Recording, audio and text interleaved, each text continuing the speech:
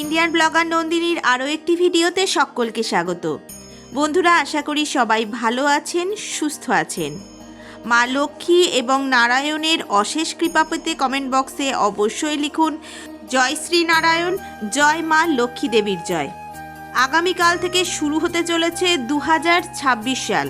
এই পর্বে জানব 2026 সালে বছরের প্রথম পূর্ণিমার পূর্ণাঙ্গ সময়সূচি পঞ্জিকা অনুসারে, অর্থাৎ পৌষী পূর্ণিমার পূর্ণাঙ্গ সময়সূচি জানব। পূর্ণিমা তিথি কখন শুরু কখন শেষ, পূর্ণিমা নিশি এবং ব্রত উপবাস কবে পালিত হবে, এই দিন শ্রী শ্রী সত্যনারায়ণ পূজা, গঙ্গা স্নান এবং দানের সবথেকে শুভ সময় কখন থাকতে চলেছে, এবং পৌষী পূর্ণিমার দিন ভুল করেও খাবেন না যে 4টি খাবার। এই সব কিছুই জানবো আজকের এই পর্বে। মূল পর্বে যাব তার আগে ইন্ডিয়ান ব্লগার নন্দিনী চ্যানেলটিকে সাবস্ক্রাইব করে পাশে থাকা বেল আইকনটি প্রেস করার অনুরোধ রইল, যাতে সকল ভিডিওর নোটিফিকেশান আপনারা খুব সহজেই পেয়ে যান। বিভিন্ন পূজা পাঠের আপডেট জানতে অবশ্যই এই চ্যানেলটি সাবস্ক্রাইব করার অনুরোধ রইল। চলুন শুরু করা যাক আজকের পর্ব। সনাতন ধর্মের প্রতিটি দিনের নিজস্ব অনন্য আধ্যাত্মিক তাৎপর্য রয়েছে, তবে পূর্ণিমা তিথিকে বিশেষভাবে শুভ এবং পুণ্যময় বলে মনে করা হয়। এর মধ্যে অন্যতম পৌষ মাসের পূর্ণিমা বা পৌষী পূর্ণিমা, যা শাকম্ভরী পূর্ণিমা নামে পরিচিত। ধর্মীয় বিশ্বাস অনুসারে এই দিন গঙ্গা, যমুনা এবং নর্মদার মতো পবিত্র নদীতে স্নান করলে পূর্বজন্মের পাপ মুছে যায় এবং মন পবিত্র হয়। যে ভক্তরা কোনো কারণে পবিত্র স্থানে স্নান করতে অক্ষম, তারা পবিত্র জলের সাথে গঙ্গা জল মিশিয়ে বাড়িতে স্নান করতে পারেন। পৌষী পূর্ণিমা অনেক অঞ্চলে শাকম্ভরী পূর্ণিমা নামে পরিচিত। বিশ্বাস করা হয় যে এই দিনটি দেবী শাকম্ভরী এবং ভগবান বিষ্ণুর বিশেষ আশীর্বাদ লাভ করা যায়। দেবী শাকম্ভরীকে খাদ্যের দেবী বলা হয়, তাই এই দিনে খাদ্য দান করা অত্যন্ত গুরুত্বপূর্ণ। পূর্ণিমা তিথিতে ভগবান বিষ্ণু এবং দেবী লক্ষ্মীর পূজা করলে ঘরে সুখ, সমৃদ্ধি, সম্পদ আসে। চন্দ্র দেবতার উদ্দেশ্যে নৈবেদ্য নিবেদন করলে মনের শান্তি এবং চন্দ্রদোষ থেকে মুক্তি পাওয়া যায়। এবার জানব 2026 সালে বছরের প্রথম পূর্ণিমার পূর্ণাঙ্গ সময়সূচি, অর্থাৎ পৌষী পূর্ণিমার পূর্ণাঙ্গ সময়সূচি জানব পঞ্জিকা অনুসারে।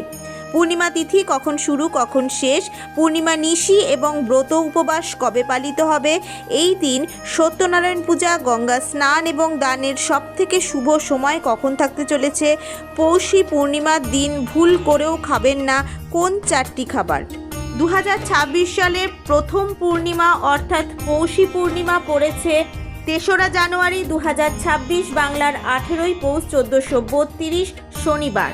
পূর্ণিমা তিথি শুরু হচ্ছে 2রা জানুয়ারি 2026, বাংলার 17ই পৌষ 1432 শুক্রবার রাত্রি 6:23 থেকে।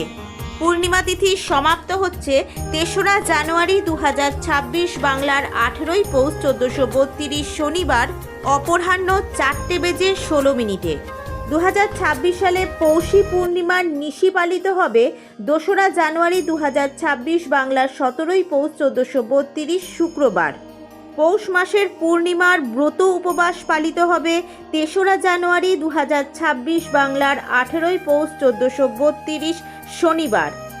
পৌষী পূর্ণিমার দিন শ্রী শ্রী সত্যনারায়ণ পূজার সবথেকে শুভ সময় থাকতে চলেছে 3রা জানুয়ারি 2026, বাংলার 18ই পৌষ 1432 শনিবার পূর্বাহ্ন 9:56 মধ্যে শ্রী শ্রী সত্যনারায়ণ ব্রত, শ্রী শ্রী কৃষ্ণের পুষ্যাভিষেক যাত্রা, শ্রী শ্রী দেবীর অঙ্গরাগ যাত্রা।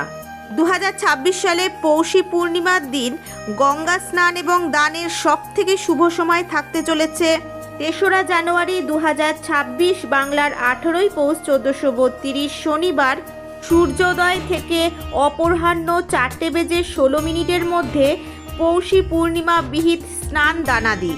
গোস্বামী মতে পৌর্ণমাস্যা কল্পারম্ভে মাঘ কৃত্যারম্ভ বাংলাদেশে প্রচলিত ধান্য পূর্ণিমা ব্রত।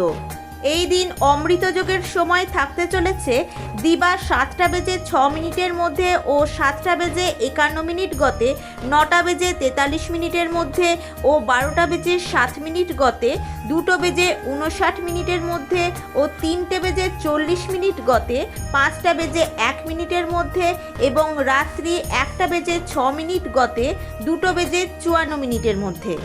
শাস্ত্র অনুসারে পৌষ মাসের পূর্ণিমার দিন এড়িয়ে চলুন এই খাবারগুলি। এই দিন তামসিক খাবার যেমন রসুন, পেঁয়াজ, মাংস, ডিম, মদ খাওয়া কঠোরভাবে নিষিদ্ধ। এর পরিবর্তে ফল, দুধ এবং সাত্ত্বিক খাবার খুব শুভ, যা শরীর এবং মনকে শুদ্ধ রাখে এবং ঈশ্বরের আশীর্বাদ পেতে সাহায্য করে। উপবাসের দিন শস্য বা খাদ্যশস্য এড়িয়ে চলার চেষ্টা করুন। শুধুমাত্র ফল বা দুধ গ্রহণ করুন। যদি সেটি সম্ভব না হয় তাহলে নিরামিষ আহার গ্রহণ করুন। এই দিন দুধ, গুড় বা চাল দিয়ে তৈরি ক্ষীর বা পায়েস খেতে পারেন। আজকের ভিডিওটি আপাতত এই পর্যন্তই। যদি ভালো লেগে থাকে তাহলে অবশ্যই একটা লাইক করে দেবেন এবং হেল্পফুল বলে মনে হলে নিজেদের ফ্রেন্ডস ফ্যামিলির সাথে শেয়ার করার অনুরোধ রইল। সবাই খুব ভালো থাকবেন, সুস্থ থাকবেন। দেখা হচ্ছে আবার আগামী পর্বে।